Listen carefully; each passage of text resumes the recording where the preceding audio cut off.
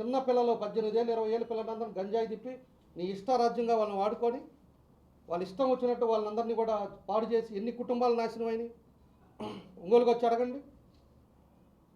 పేదోళ్ళు ఎస్సీ పిల్లలందరినీ పెట్టుకోవటం, వాళ్ళకి బిర్యానీలు ఇవ్వటం, మంది ఇవ్వటం, గంజాయి ఇవ్వటం, నీ ఇష్టం వచ్చినట్టు ఇచ్చి పారేసి అసలు ఒంగోలు అంతా కూడా భయపడే ప్రాంతాలు వస్తాయి. అసలు ఆడవాళ్ళు ఎవడన్నా నలుగురు పోవాలంటే ఏ పిల్లవాడు ఎవడొస్తాడో ఏం చేస్తాడో అనేది ఆ విధమైన వాతావరణం తీసుకొచ్చి ఒక స్థలం మనది ఉందా లేదా అనేది కూడా ఆలోచన లేకుండా ఎక్కడెక్కడ కబ్జాలు చేసి ఇవాళ కబ్జాల గురించి నువ్వు మాట్లాడతావా? తెగ ఫోన్లు వస్తున్నాయంటే ఇతనికి హైదరాబాద్ ఇతనే పెద్ద జడ్జిలాగా ఇతనికి ఫోన్లు అక్కడి ప్రజలంతా అతనికి ఫోన్లు చేస్తున్నారంటే ఇతనికి అతను అసలు హైదరాబాద్లో ఆడుంటున్నాడు. అతను గోవా అయిపోయింది, శ్రీలంక అయిపోయింది, ఇప్పుడు మధ్యలో బెంగళూరు, బెంగళూరు తిరుగుతున్నాడు. ఆడుండేవాడు కంటే ఇతనికి పాపం బాగా ఇలాగ తీశాడని 5 ఏళ్ళు అంతకుముందు బాగా చేశాడని ఆయన కోసం ప్రజలందరూ అసలు బాధపడిపోయి ఇతను అడుగుతున్నారంట. మేము వచ్చిన తర్వాత ఎక్కడన్నా ఒక్క కబ్జా జరిగిందా, ఒక్క కంప్లైంట్ ఉందా?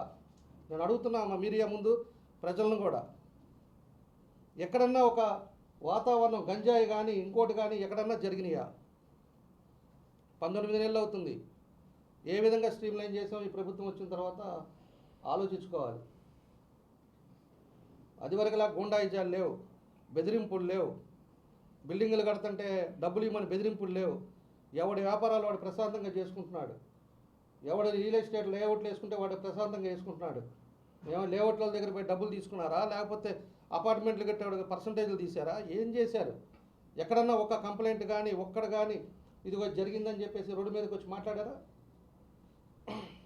నీకు ఫోన్ చేస్తున్నారంట. నీ ఎందుకు చేస్తారు అసలు? నువ్వేంది, నీ సంగతి ఏంటి?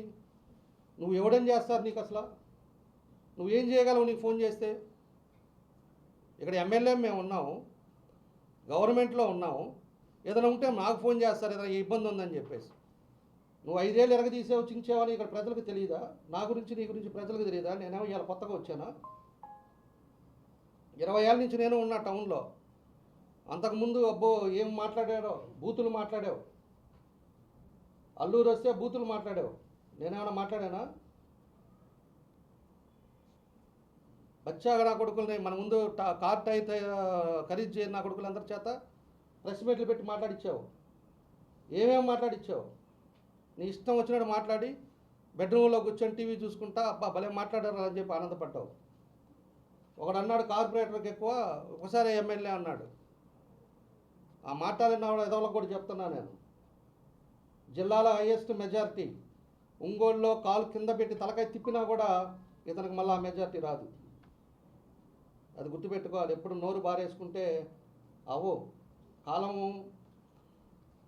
ముందు కాలం అనేది కూడా చూపిస్తుంది. దేవుడు అనేవాడు ఉన్నాడు. మనం ఏదో తప్పులు చేసి మాట్లాడినంత మాత్రాన ఒక్కోటి కాలం పోయే కొంది ఇవాళ అహంకారం పెరిగి ఇవాళ అధికారం ఉందని అని చెప్పి నీ ఇష్టం వచ్చినట్టు అప్పుడు బిహేవ్ చేశావు కాబట్టి ప్రజలు నిన్ను ఎక్కడ పెట్టాలో అక్కడ పెట్టారు. అతన్ని కూడా మాజీ ముఖ్యమంత్రిని కూడా ఏడబెట్టాలి అడగబెట్టి 11 తోటే పెట్టి అసెంబ్లీకి కూడా వచ్చినా కూడా నువ్వు వేస్ట్ అని చెప్పి పక్కన పడేశారు. ఇది వాస్తవం. అది గుర్తుపెట్టుకోవాలి. ఎవరైనా కూడా మనం ఉండే దాంట్లో వస్తూ ఉంటాయి పోతూ ఉంటాయి అధికారాలు, కానీ ఎప్పుడు లిమిట్స్లో పనిచేస్తే ప్రజల మధ్యలో గౌరవంగా ఉంటేనే ఆ గౌరవమే మనల్ని కాపాడుతుంది. నీ ఇష్టారాజ్యంగా మీ కొడుకును వదిలేసి హాస్పిటల్కి వచ్చి అద్దాల పగలు కొట్టి ఎంత చేసావు నువ్వు ఆ రోజు తెలీదా? ఎంతమంది మీద ఆ మహిళలను కొట్టింది గుర్తులేదా? ప్రజలకు గుర్తు. సరేలే అని చెప్పేసి మేము అప్పటికి ఓపిక పెట్టేసి సరే జనసేన ఉంది, జనసేనలోకి వెళ్ళాడు. పవన్ కళ్యాణ్ గారు మనం తప్పుగా అనుకోకూడదు. పవన్ కళ్యాణ్ గారు మళ్ళా ఇతను ఏదో తెగ ఇబ్బందులు పెడుతున్నారని చెప్పేసి ఆ విధంగా కూడా మనం బాగుండదు, అందరం కలిసి ఉన్నాం అని చెప్పి కూడా మేము ఓపిక ఉంటే నువ్వు హైదరాబాద్ నుంచి వచ్చి ఇక్కడ మాట్లాడేసి నువ్వు హైదరాబాద్కి వెళ్తావు, మళ్ళా వస్తావు, నీ ఇష్టం వచ్చినట్టు మాట్లాడుతుంటే ఇక్కడ పనికి రాకుండా ఎవడు లేడు. మన పవన్ కళ్యాణ్ గారితో కూడా మాట్లాడా, అంటే అభివృద్ధి పనుల మీద మాట్లాడా. ఇప్పుడు ఇతను చేసే యాక్టివిటీస్ చూసి అతను కూడా చెప్పాలి, మనల్ని తప్పుగా అనుకోకూడదు. ఆయన చేసిన చరిత్ర అంతా ఉంది. ఈ విధంగా ఉంది, ఈ విధంగా జరుగుతుందని చెప్పేసి ఆయన నోటీస్లో కూడా పెడతా. రాత్రి ముఖ్యమంత్రి గారికి కూడా చెప్పా, జరిగింది, ఈ ఉత్తరాలది ఇవన్నీ కూడా చెప్పాను. ఇది జగన్మోహన్ రెడ్డి ప్రభుత్వం కాదు ఏం చేసినా చల్లటానికి. ఇక్కడ ఉంది, అక్కడ చంద్రబాబు నాయుడు గారు. పార్టీ ఒక డిసిప్లైన్ ఉంటుంది.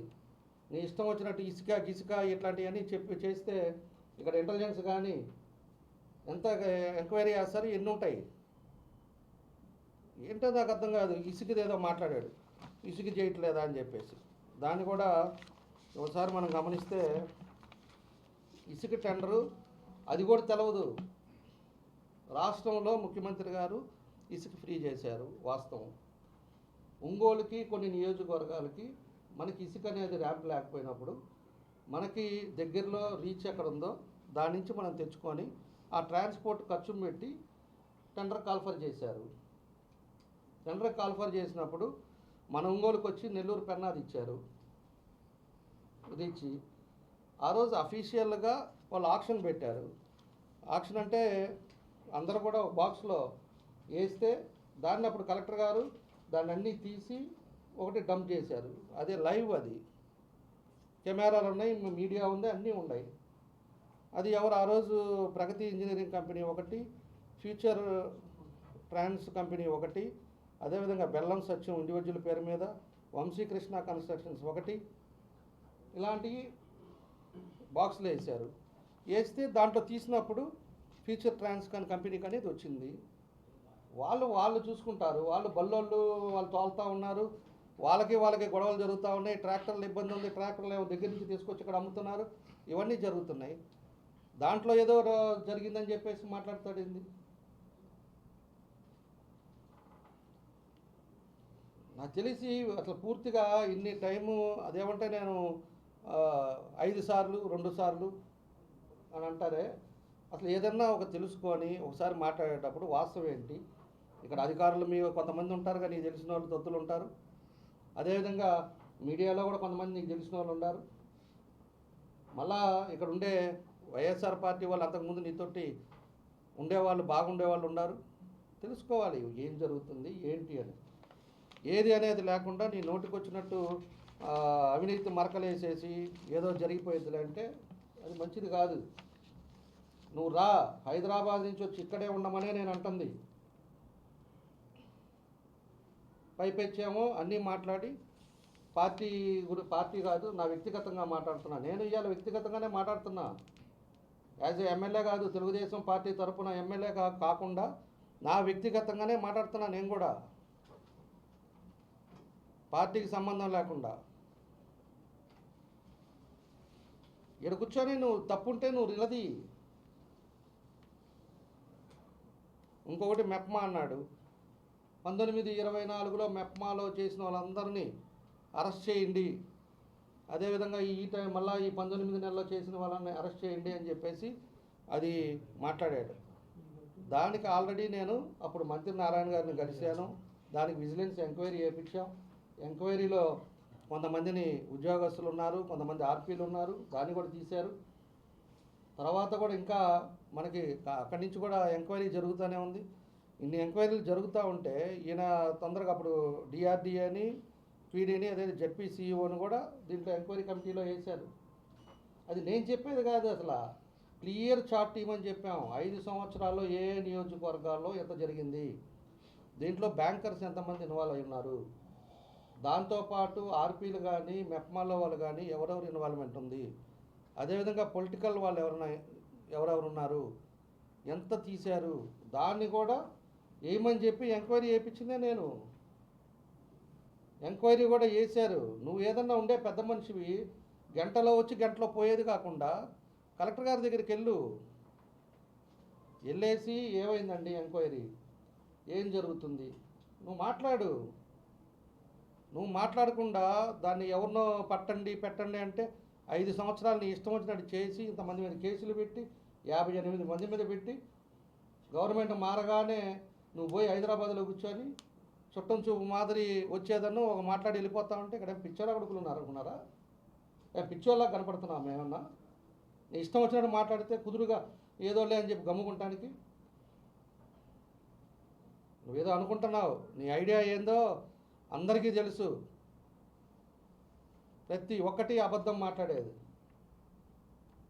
ఇట్లా రోజు ఇట్లా మాట్లాడుతూ ఉంటే ఏదో అయిపోద్ది అనుకొని నువ్వు ఊహించుకుంటున్నావు. దాంతోపాటు బ్రాహ్మణ స్థలం అని ఇలా మాట్లాడుతున్నాడు. బ్రాహ్మణ స్థలాల్లో బ్రాహ్మణులది 5-6 ముక్కలు ఉన్నాయి వాళ్ళకి. ఇతను పోయినసారి మున్సిపాలిటీ కరెక్ట్గా లెక్కింపు టైంలో వాళ్ళ బావమరిది భాస్కర్ రెడ్డి వచ్చేసి రాత్రే కొంతమందిని పెట్టేసి షీట్లు పెట్టి దాని మీద చేసిందంతా ఎవరు?